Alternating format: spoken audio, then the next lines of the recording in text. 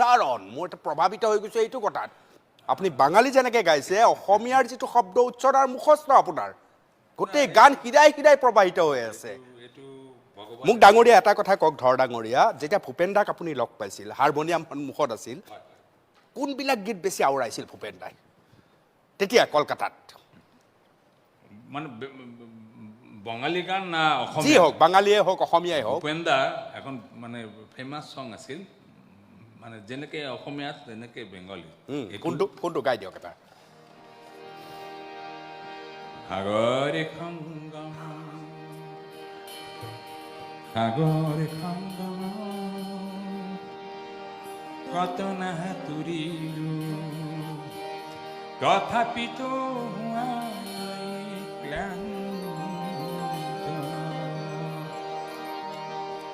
সাগৰে সংগমত কত না তুৰিলো তথাপিতো হোৱা নাই ক্লান্ত তথাপি মনৰ মোৰ প্ৰশান্ত সাগৰৰ উৰ্মিমালা অশান্ত সাগৰে সংগম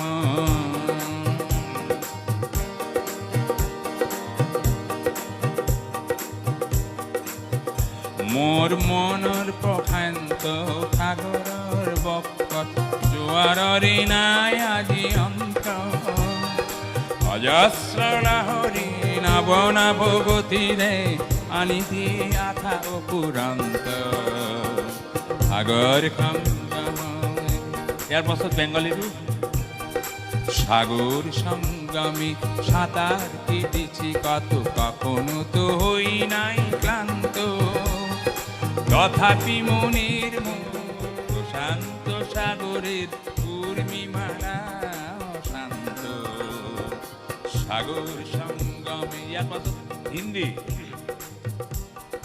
कितनी सागर कितनी धारे तैरे ही तैरे रहा हूँ मन मझधारा कोई ना किनारा बहता रहा हूँ सागर संगम